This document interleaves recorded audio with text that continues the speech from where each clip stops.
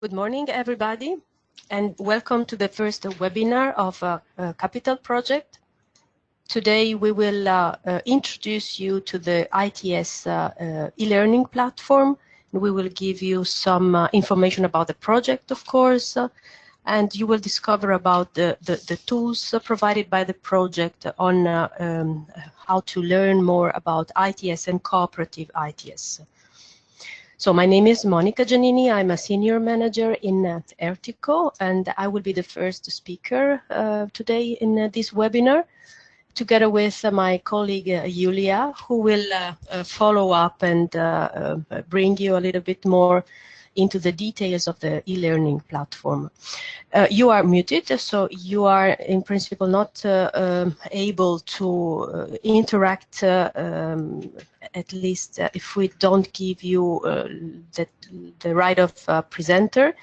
But if you have any questions, you can type the question in the question area in the webinar interface that you see, or you can also raise your hand, and by raising your hand, you will notify us that you want to say something. Okay, so let's start with the agenda. This webinar is planned to last 1 hour, so we will finish by 4 this afternoon with a wrap-up. We will start with a few examples of intelligent transport system and CITS deployment. What are the, let's say, systems available and deployed, and also what are the basic elements that public authorities would need to know in order to be able to deploy ITS and CITS. And then I will introduce you to the project Capital, funded by the European Commission, and the tools that the project has been developed and is still developing to support public authorities, and not only public authorities. Then we will have 5 minutes dedicated to questions and answers, so that's when we will read your questions. So feel free to type your questions at any time, and we will dedicate some time to answering these. The second part of this webinar will be dedicated to the e-learning platform, where you will learn about it, how to reach it, how to use it, what can be provided through this tool that we have developed. And we could also, let's say, you could interact and let us know what you would like to learn on ITS and CITS. And if there are other, let's say, any feedback you could give us, considering what you will be able to see today. We hope that you will be curious, and you will use the platform and the e-learning tool in the coming days, and you will be always, of course, welcome to send us any feedback. And then Capital Project is not finished, so we will have future training opportunities, some initiative. You might have, let's say, heard about also these initiatives that we will organize at this European Congress in June 2019, so you will learn a little bit more about this. So let's go. And let's start with ITS and CITS. Okay, ITS stands for Intelligent Transport Systems, and let's say that it's a combination of application of information and communication technologies to transport. So it gives intelligence to transport. And today we have so many enabling technologies that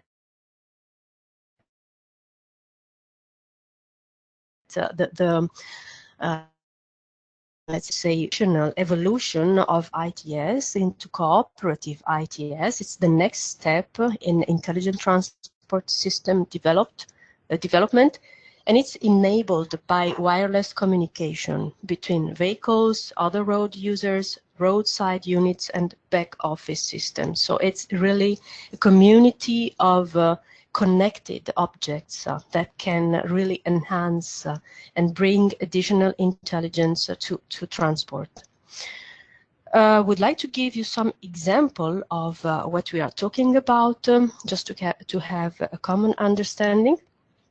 Let's say some example of intelligent transport system. Some of you might remember some years ago, like 8 years ago, this ITS directive that was, let's say, published by the Commission. They were pushing to have especially more information systems, like traveler information systems, ticketing, tracking, booking systems. So these were, let's say, one of the first examples of ITS that the European Commission really wanted to push forward, to bring some intelligence enabled by new technologies in the use of transport, in the organization of transport.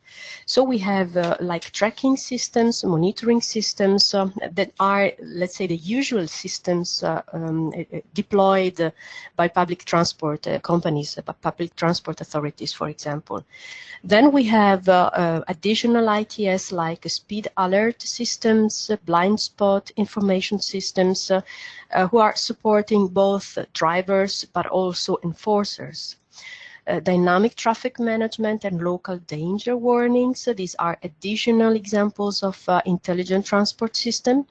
And then another, I would say, cluster is again to support drivers, like in eco-driving or dynamic navigation systems, advanced traveler information systems. These are compared to the let's say, initial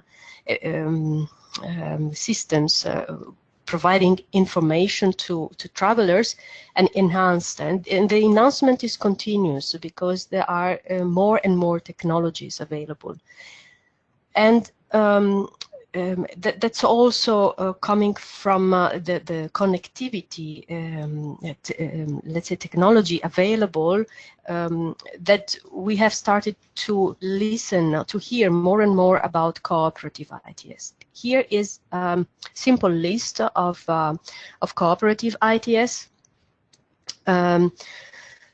Let's say that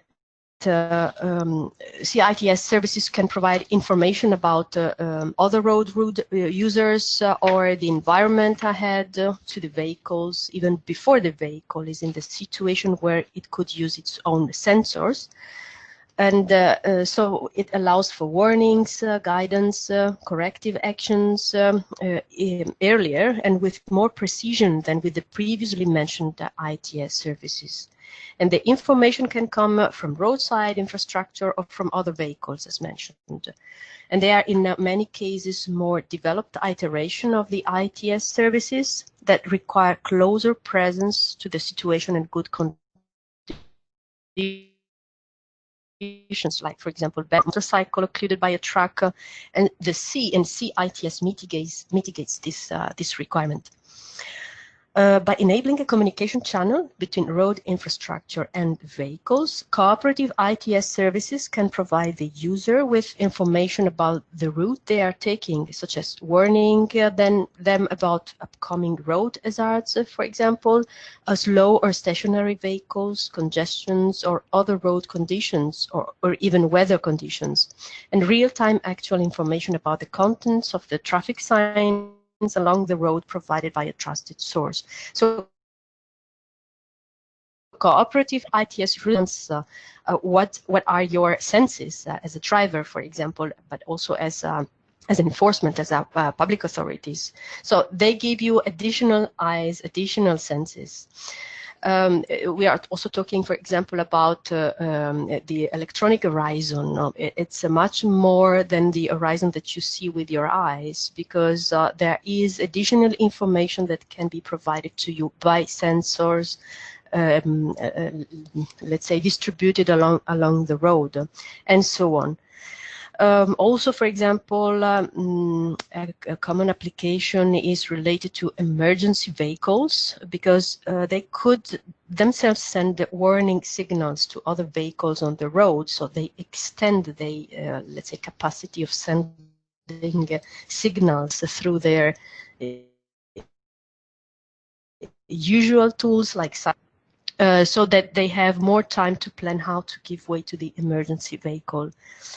Other cooperative ITS services aim to optimize the trips further, like GLOSA. You see here the green light optimal speed advisory system that relays information about the timing of the traffic lights to optimize the speed at which the driver should approach the lights for smoother passing. Urban and motorway parking availability informs the vehicle about free parking places, services at the parking lot, like capacity, equipment, limitations, security. It could be really a number of additional information that maybe we are not even aware of, all the information that could be shared, and could also automatically pay parking fees. CITS parking services enhance existing processes such as rest time management of truckers by offering parking information automatically at a relevant frequency. These are systems linked also with regulation and, for example, rest time rules that are, let's say, regulated by the European Commission and are, for example, enforced and recorded using digital tachograph. Then we have additional example like cooperative adaptive cruise control. That's the next step in cruise control technology and allows vehicles to synchronize their motion in a platoon by communicating trajectory-related information between the vehicles. That's the base, for example, of truck platooning that is becoming more and more popular, and it's, I would say, the first concrete example of automation. Certain cooperative ITS services adapt features of the road network based on the vehicles on the road. For example, the green priority service changes the status of traffic signals when emergency or public transportation vehicles approach it. Similarly, cooperative traffic lights for vulnerable road users monitor the conditions at the junction, and the vulnerable road users using it can warrant priority or change the crossing time based on the data. Dynamic lane management, the last one in this list, can change the status of auxiliary, reserved, or reversible lanes based on the real-time traffic conditions and propagate the information about the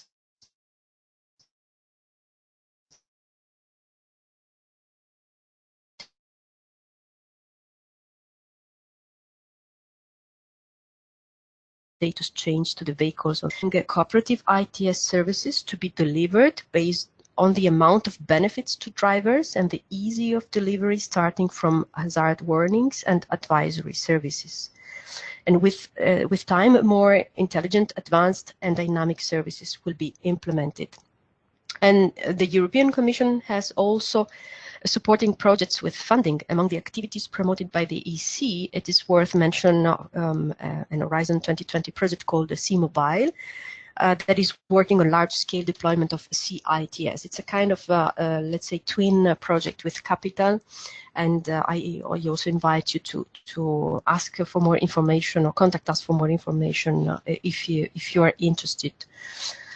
So, why are these systems difficult to deploy? You see, they are really based on new technologies, but the reason why they're very difficult to implement is because they are involving a complex ecosystem.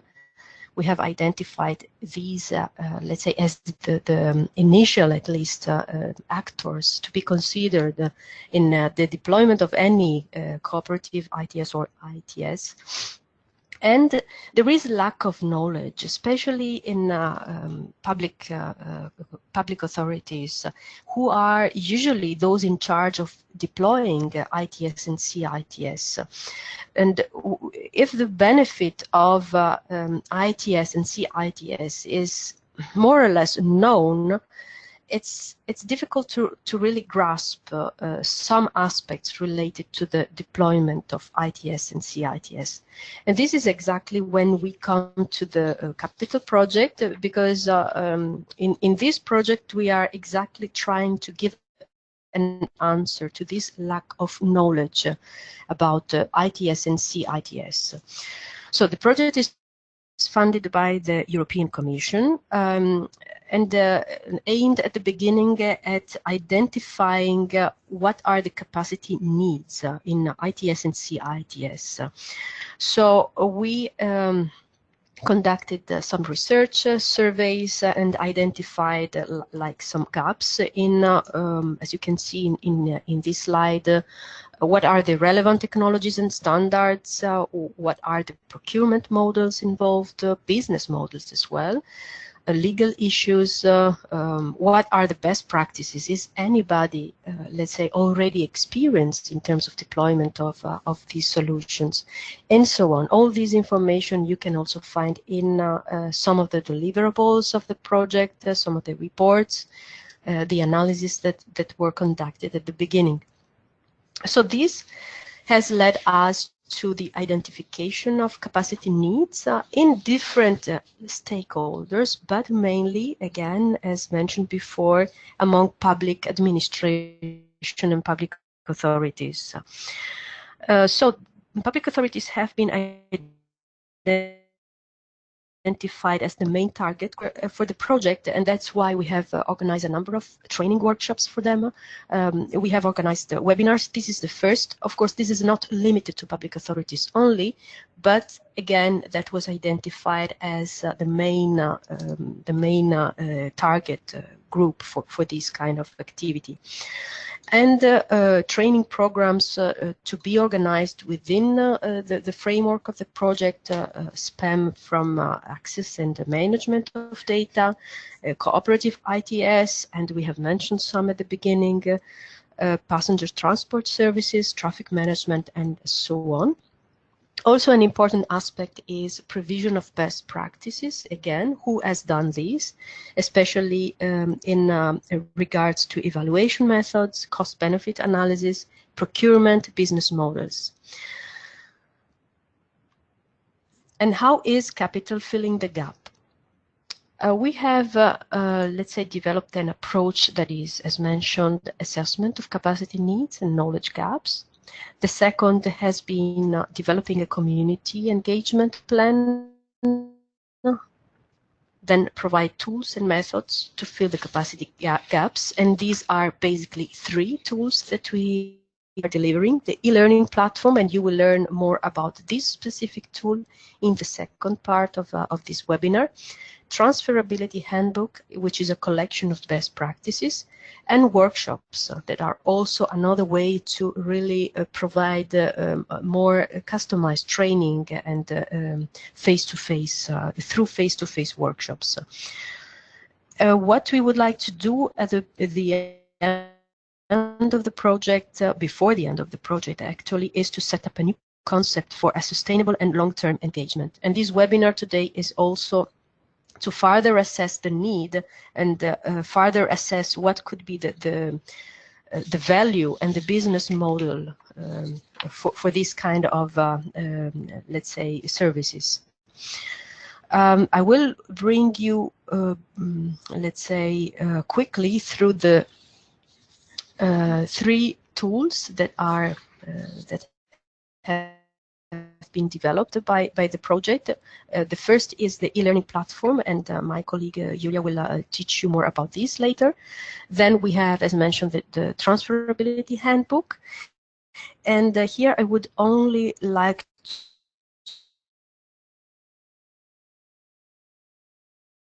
to underline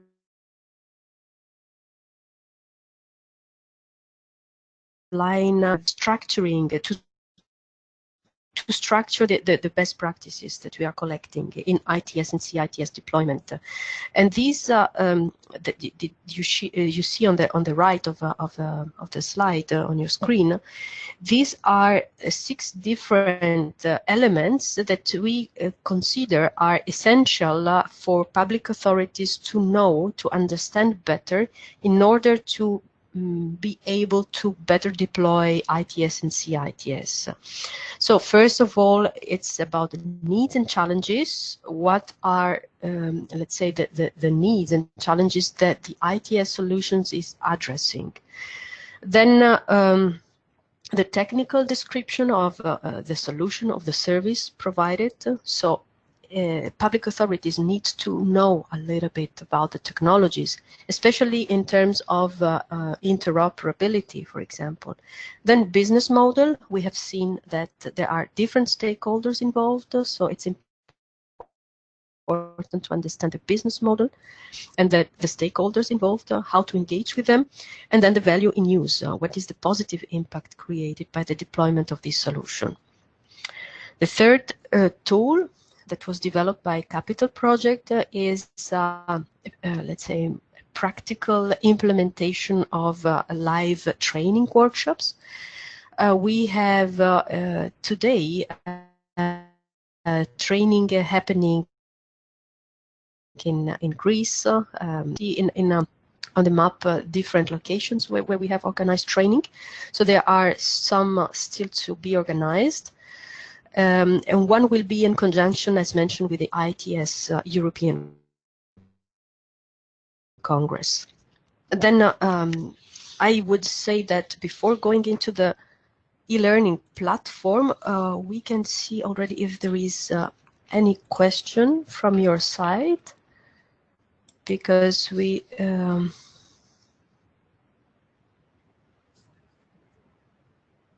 so we have a question from Jesper that is talking about the CITS Delegated Act. That's from the Commission side, and that's under let's say development. We as ERTICO, we are involved in, let's say, in the process of consultation.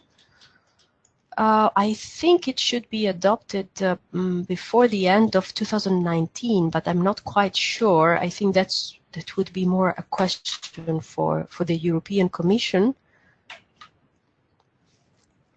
So, of course, we will keep this under, let's say,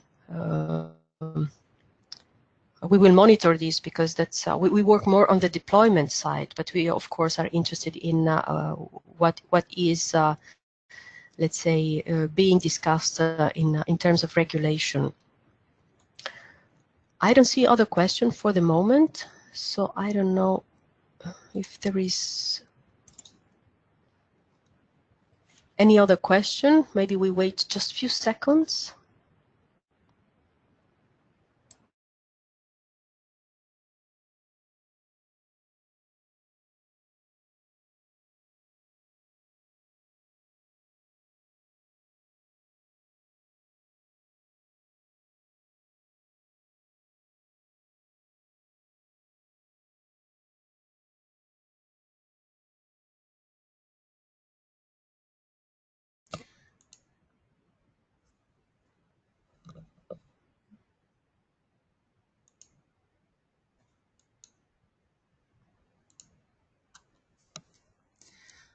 Good afternoon, everyone. My name is Julia. I work for ERTICO as a project dissemination officer. And today I would like to show you briefly the main features of the platform and how you can easily navigate, enroll, and follow different courses. So, just a second. So, e-learning platform basically is an open online training platform for public and private stakeholders who would like to learn more about ITS and CITS deployment. So there are different courses available depending on the level of users, starting from the beginner to advanced. And today I would like actually to show you how you can easily use it and what kind of features are available there for you. So let me just sign out to show you how it works. So yes, so here we are on the main page, and here that's where you can find all the courses. So all in all, there are 9 courses available. The first course basically covers the basic of ITS and CITS, and then the next courses they go more into details. So to be able to follow courses, you need first to register and then to enroll. However, we have a feature, for example, if you'd like first to see whether it's of your interest, you can preview the first course without any registration. So to register, that's very easy. You can see there is a very short and simple form which you need to fill in, and within 5-10 minutes you will receive the usual confirmation email, and then you can easily sign in. So now I'm going to sign in with my account where I've already registered to show you how it works. So once you sign in, you have your profile, and if you go to your dashboard, you can see, for example, the list of courses you already have enrolled in. If you'd like to see what kind of courses you would like to follow, depending, of course, on your interest and on your knowledge, for example, you can go to the main page to have a full overview.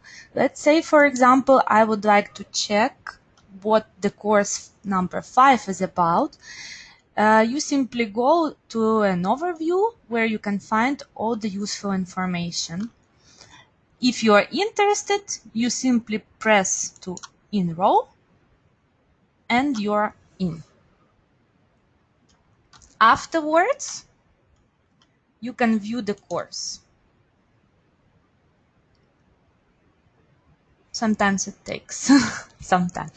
So here, just to give you also an idea how the courses are structured. So each course consists of several videos which are up to 10-15 minutes long.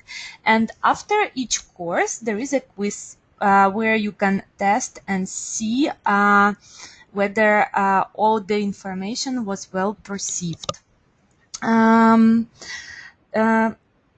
So for each quiz, you have 3 attempts to pass. For example, if you've tried for the first time and you did not succeed, you can go back to the video and then to try to pass the quiz again.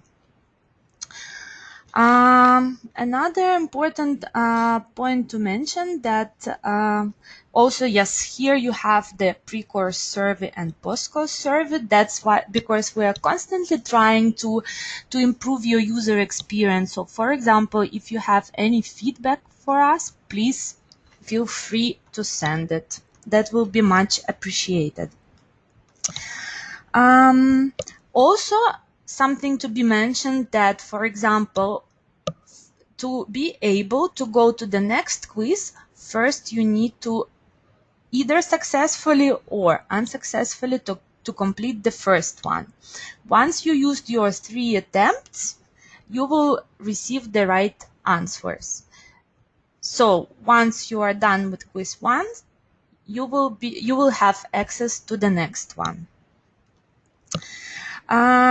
Then I would also like to mention that for each course you have course handouts. That's where you have either the PowerPoint presentation or a PDF document where you can have a full overview of the course, and also you can have access to the information which was introduced in a video. Also, there are some other additional features. So, for example, here you have a discussion field where you can post questions, and also you can create different discussions with other users. Currently, we have more than 800 people registered. So, yes, you have lots of opportunities to discuss.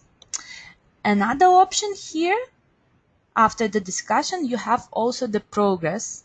So in this case, okay, I have not followed this course yet and I have not completed any quizzes, but for example, once you start doing that, you will see you can keep track of your success, so how many questions you got right, and then it will be shown in percentages. We will have a new very interesting feature in 2019, and we are really excited about it. You will be, once you successfully completed the course, you will be able to obtain a certificate which will confirm that you followed the course and yes, you've successfully passed the quizzes. However, it should be more than 70% right. We will see, we also see in it additional benefits, since, for example, if you would like to improve, or let's say deepen your knowledge about ITS, and for example, you would like to do it during your working hours, this is also something which would help you to justify it to your employer. Also, maybe last but not least, you also have your profile option here and account settings.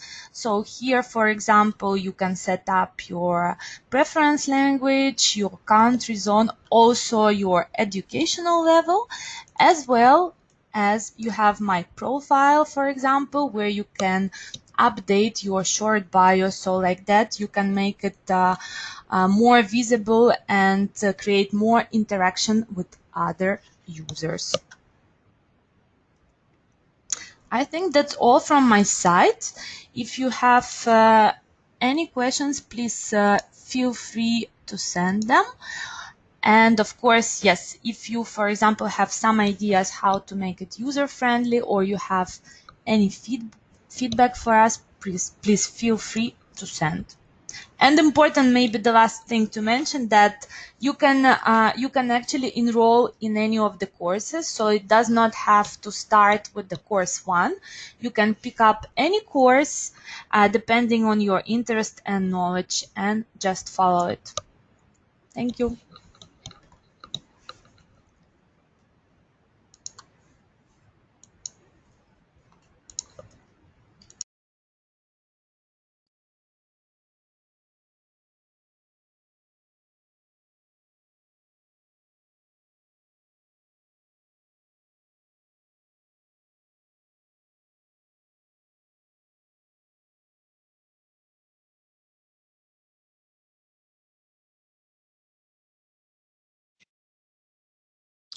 So it looks there is no question.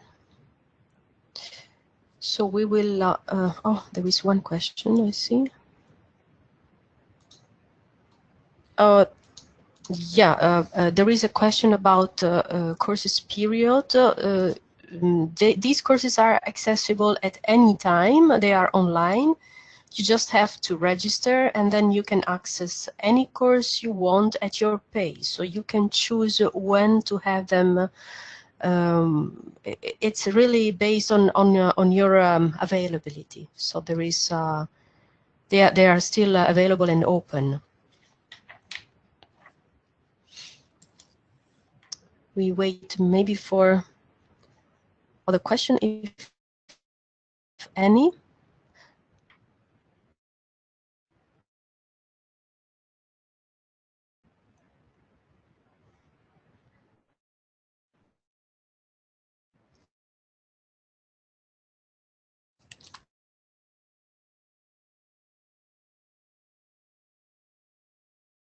In the platform, the online platform. These are some feedback we received when you enroll and when you start courses. We ask some information about why you are interested in attending these courses. So these are some of the feedback we collected to show that it's public authorities, but it's also universities, it's also consultancy, it's let's say different kind of stakeholders.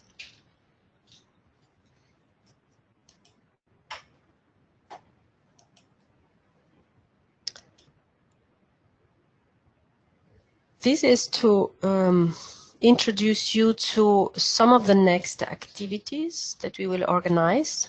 We are, again, I repeat, talking about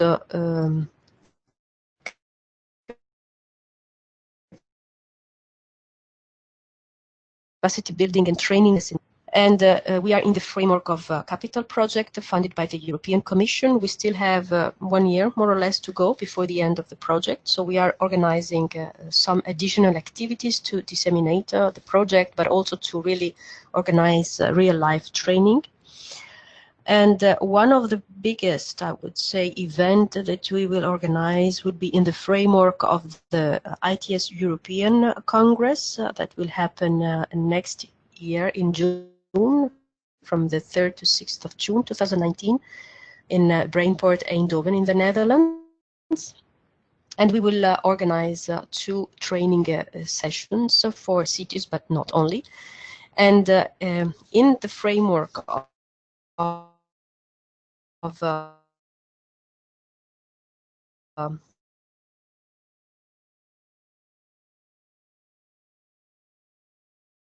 these, if you will be tuned in any of the channels of the project, we are launching a call for best practices. It means that we will open, let's say, kind of competition on deployment of best practice of ITS, and actually one on ITS and one on cooperative ITS. And the winners of this competition, one for ITS and one for CITS, will, let's say, win, let's say, a trip to participate to the ITS World Congress, and they will have the opportunity to the best practice during the Congress, during these workshops that we will organize. So you will hear more about these. There is also, in the framework of the Congress, an open call for contributions.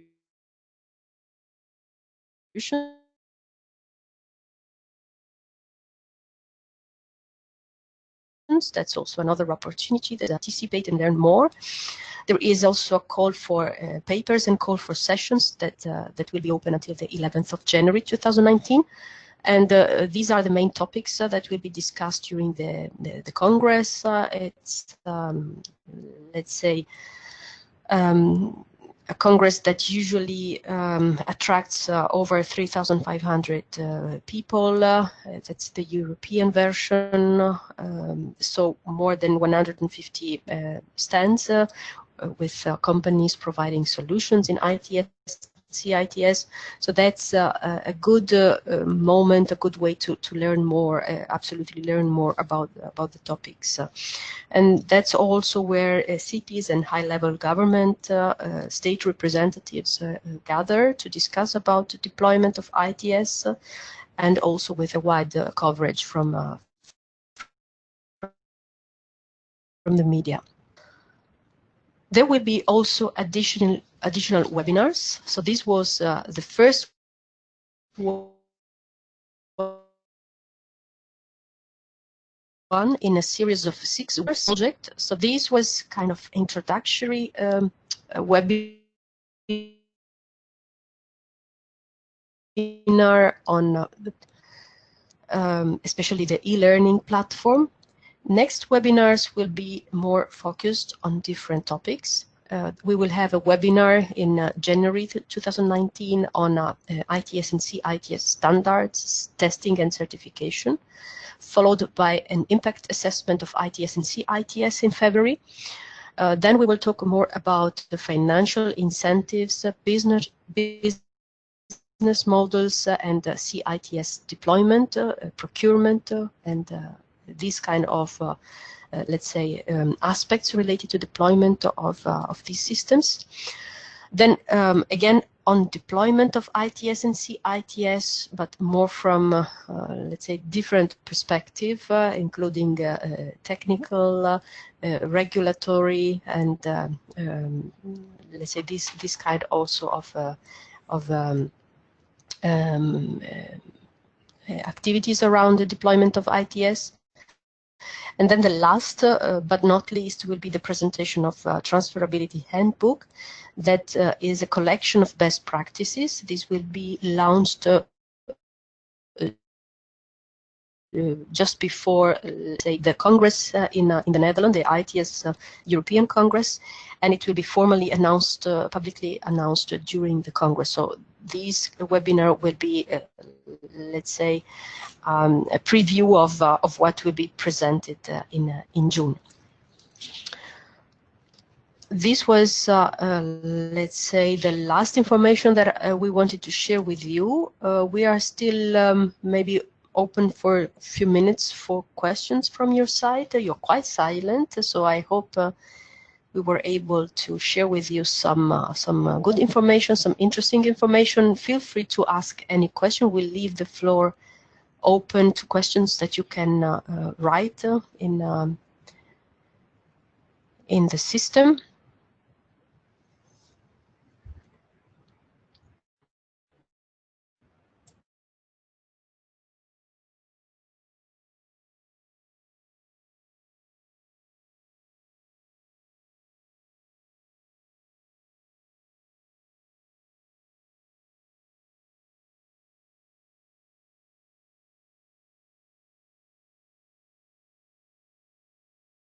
If you want to ask or talk, discuss, we can also let's say give you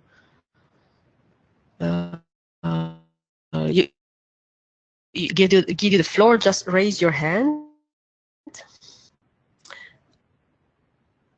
If not, I would say thank you very much for this webinar from my side and from Julia, my colleague. It was a pleasure, let's say, sharing with you this information, and we hope that you will, let's say, try and register to some of the courses. Visit us at the European World Congress and send us any feedback if you want to send anything. And yeah, I would close the webinar, and thank you very much. It was a pleasure talking to you. Bye-bye.